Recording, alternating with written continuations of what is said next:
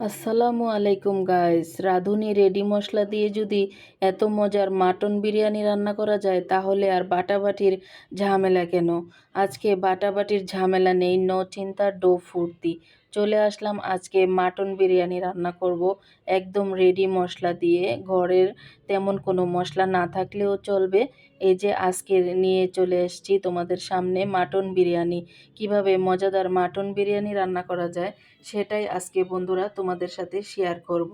তো এই যে দেখো, আমি এখানে 1 কেজির থেকে বেশি হবে, প্রায় 1.5 কেজির মতো আমি এখানে মাটন মানে খাসির মাংস নিয়েছি, একদম হাড় চর্বি সহকারে।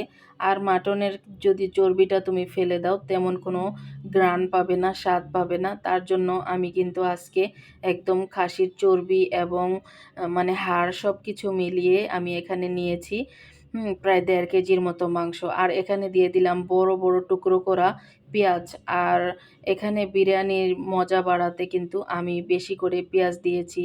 আর দিয়ে দিচ্ছি প্রায় 1 কাপের মতো টক দই, যে আড়ংয়ের যে টক দই সেটাই আজকে ইউজ করেছি। আর দিয়েছি আমি 1 প্যাকেট হলো বিরিয়ানির মশলা, রাঁধুনির বিরিয়ানি মশলা। এই মশলাটা এত মজার গ্রান হয় তা বলে বোঝাতে পারবো না। যতই আমরা হাতের মশলা দিই না কেন, এই রাঁধুনির মশলার জাদু কিন্তু একদম কামাল করে দেয়।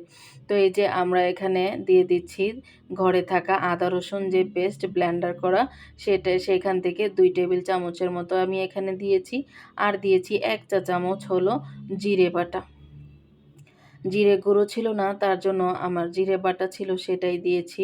তো এখানে আমি দিয়ে দিচ্ছি এখন রান্নার তেল। আর যেহেতু বিরিয়ানিই খাবো তার জন্য আজকে আমি সাদা তেল দিয়েই রান্নাটা করে নেব। সাদা তেল দিয়ে করলে দেখা যায় বিরিয়ানিটা দেখতে সুন্দর কালার হয়, সাদা হয়। সব সময় তো সরিষার তেল দিয়ে রান্না করে খাই, আর আজকে আমি সরিষার তেল দেইনি, আজকে আমি সয়াবিন তেল দিয়ে রান্নাটা করেছি। তো এই যে আমি এখন হাতের সাহায্যে ভালোভাবে এগুলোকে মাখিয়ে নিচ্ছি। হাত ছাড়া কিন্তু রাঁধুনির রান্নার স্বাদ ভালো আসে না। আপনার রাঁধুনির হাত যতক্ষণ তরকারিতে না লাগবে ততক্ষণ কিন্তু সেই স্বাদ আসবে না। মনের মাধুরী মিশিয়েই কিন্তু রান্নাটা করে নিতে হয়। এই যে দেখেন আমি কিভাবে নিজের হাতে কষলে কষলে একদম সুন্দরভাবে মাংসটাকে সম্পূর্ণ মশলার সাথে মাখিয়ে নিচ্ছি। আর বিরিয়ানির টেস্ট বাড়াতে কিন্তু আপনারা এখানে বেশি করে পেঁয়াজ দিবেন। আমি দেখেছি, আমি যেদিন পেঁয়াজ কম করে দেই সেদিন আমার বিরিয়ানি খেতে তেমন একটা ভালো হয় না। আর আজকে আমি একদম বেশি করে পেঁয়াজ, বড় বড় 5টা পেঁয়াজ কেটে দিয়েছি। তার জন্য আমার বিরিয়ানিটা আজকে একদম দোকানের মতো পারফেক্ট, একদম আমরা যেখানে হাজি বিরিয়ানি গিয়ে খাই সেই আজকে হাজি বিরিয়ানির মতোই টেস্ট হয়ে গিয়েছে। তো আমার হাজবেন্ড কিন্তু সচরাচর বিরিয়ানি খায় না। আজকে আলহামদুলিল্লাহ বিরিয়ানি দেখে কিছু আর বলে নাই, মানে এতটাই মজা হয়েছে চুপচাপ খেয়ে নিয়েছে। আর বাচ্চারা তো কথাই নেই, বাচ্চারা তো বিরিয়ানি হলে আর কিছু লাগেই না। তো হাজবেন্ডটি আজকে বলল যে আজকে মাটন বিরিয়ানি রান্না করো, আজকে মানে গরু মাংস দিয়ে খাবো না, গরু মাংস রান্না করা রয়ে গিয়েছে, যেটা শুক্রবারে করেছিলাম সেটাই রয়ে গিয়েছে, একটু বেশি করে রান্না করেছিলাম তাতে। তো এখানে আমি এটাকে একটা প্লেট দিয়ে ঢেকে রেখে দিয়েছি প্রায় 10 মিনিটের মতো। আর এখন আমি রান্নার প্রসেসে চলে আসলাম। এই মাংসগুলোকে আমি কিন্তু প্রেশার কুকারে দিয়ে একদম নরম তুলতুলে করে নেব। আর এখানে দিয়েছি আমি 2 টুকরো হলো জয়ত্রী, আর দিয়েছি 5-6টা করে গোলমরিচ আর লবঙ্গ, আর কয়েকটা কাঁচামরিচ দিয়ে আমি এটাকে আবার এই তেলের মধ্যে কিছু গরম মশলা দিয়ে ঢেলে দিয়েছিলাম। ঢেলে দিয়ে আমি কিন্তু এভাবে সুন্দরভাবে সিদ্ধ করে নিয়েছি। আর একটা প্লেটে ঢেলে রেখেছি এই মাংসটা। এখন আমি রান্নার চালের প্রসেসে চলে যাব। এই যে চাল এখানে 1 কেজির থেকে বেশি আছে, প্রায় 1/4 কেজির মতো হবে। তো আমি একপাশে কিন্তু মাংসটা ঢেলে রেখেছি, এখন আমি চালটাকে প্রসেস করব। তো এখানে আমি একটি রান্নার পাতিলে বসিয়ে দিলাম। এখানে আমি দিয়ে দিলাম হলো পেঁয়াজ কুচি, আবারও বেশি খানিকটা পেঁয়াজ কুচিটা দিয়ে, আর দিলাম তেজপাতা। এগুলোকে আমি এখন একটু হালকা করে ভেজে নিব। আর এই পেঁয়াজটা যেন কোনোভাবেই লালচে বা পুড়ে না যায়, কারণ বিরিয়ানির কালারটা সুন্দর রাখতে পেঁয়াজটা কিন্তু হালকা ভাজা দিতে হবে।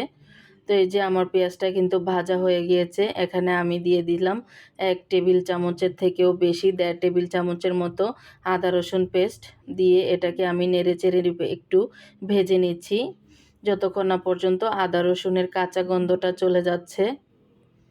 তো এটা আমার ভাজা হয়ে গিয়েছে। এখন আমি এখানে চাউলগুলো যেগুলো আমি ভিজিয়ে রেখেছিলাম সেগুলো আমি এখানে দিয়ে দিচ্ছি। দিয়ে আমি ভালো করে নেড়েচেড়ে এটাকে একটু ভাজা ভাজা করে নেব।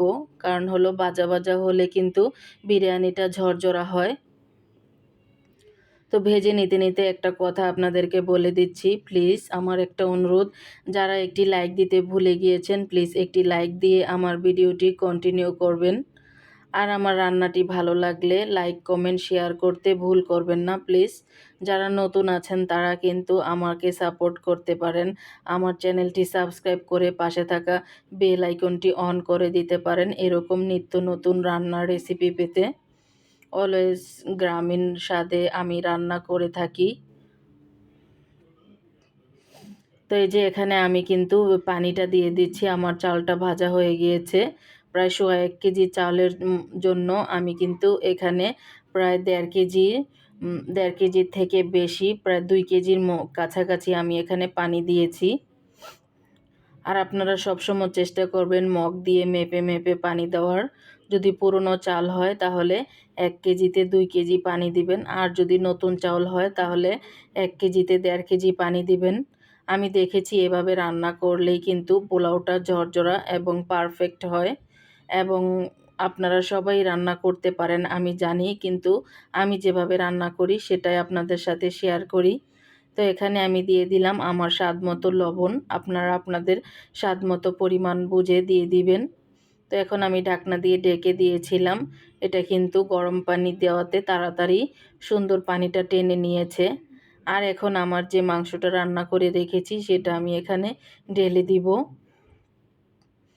এই যে আমার হাঁড়িটা আজকে ছোট হয়ে গিয়েছে। আর আমি এই হাঁড়িতেই বিরিয়ানি পোলাও রান্না করি, তার জন্য কিন্তু এই হাঁড়িটাই বসিয়েছিলাম। তো আলহামদুলিল্লাহ যাই হোক, লাস্ট পর্যন্ত কিন্তু আমার বিরিয়ানিটা এই হাঁড়িতেই ধরে গিয়েছে। তো এই যে আমি ভালো করে নেড়েচেড়ে দিচ্ছি একদম চাউলের সাথে যেন মাংসটা মিশে যায় সুন্দরভাবে।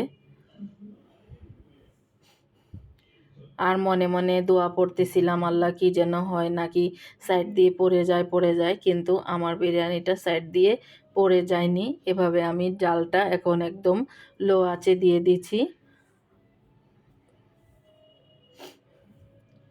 আর আপনারা সবসময় পানির মাপ জেনে পানি দিবেন পোলাওতে, তাহলে কিন্তু আপনার পোলাওটা হবে ঝরঝরা পারফেক্ট। তো এই যে আমার বিরিয়ানিটা কিন্তু পানিটা একদম টেনে নিয়েছে। আমি এখন উপর থেকে কিছু কাঁচামরিচ দিয়ে দিচ্ছি। আর আমার বিরিয়ানিটা আমি কিন্তু এত পরিমাণে ঝাল করি না, যেহেতু আমার বাচ্চারাও খাবে তার জন্য আমি হালকা বা মিডিয়াম ধরনের ঝাল দিই। আর আপনারা যারা বড় মানুষরা খাবেন তারা কিন্তু বেশি করে কাঁচা লঙ্কার ঝালটা দিতে পারেন। আর আমার ছোট ছোট বাচ্চারা, তার জন্য আমি তেমন একটা ঝাল ইউজ করি না। আলহামদুলিল্লাহ এতটা মজা হয়েছে আর এতটা পারফেক্ট হয়েছে আজকের বিরিয়ানিটা।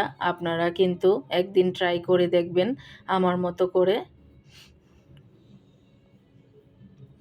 তো এই যে আমি একটু হালকা করে উপরে নেড়েচেড়ে দেখিয়ে দিচ্ছি আপনাদেরকে কতটা ঝরঝরা আর পারফেক্ট হয়েছে আমার আজকের বিরিয়ানিটা রান্নাটা।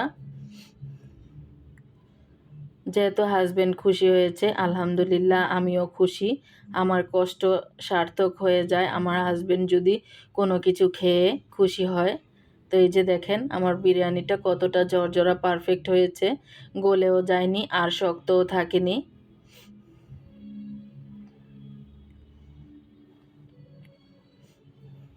আপনার মূল্যবান বক্তব্য আমার কমেন্টস বক্সে রেখে যাবেন। কেমন লাগলো ভালো হলেও বলবেন, খারাপ হলেও বলবেন। আর আপনার একটি মূল্যবান কমেন্টস আমার কাছে খুবই গুরুত্বপূর্ণ, আমার পরবর্তী কন্টেন্ট তৈরি করতে আমাকে হেল্প করবে। আর এই যে এখন কিন্তু আমি হাজবেন্ডের জন্য খাবার সার্ভ করে নিচ্ছি, খেতে দিয়ে দিব। কারণ হলো নামাজ পড়ে চলে এসেছে, এখনই খাবার চাইছে। তো এই যে দেখেন আমি পেঁয়াজটাকে রিং রিং করে কেটে শসা, লেবু, কাঁচামরিচ সব কিছু দিয়ে দিয়েছি। তো আল্লাহ হাফেজ, ভালো থাকবেন সবাই। Thanks for watching. আসসালামু আলাইকুম।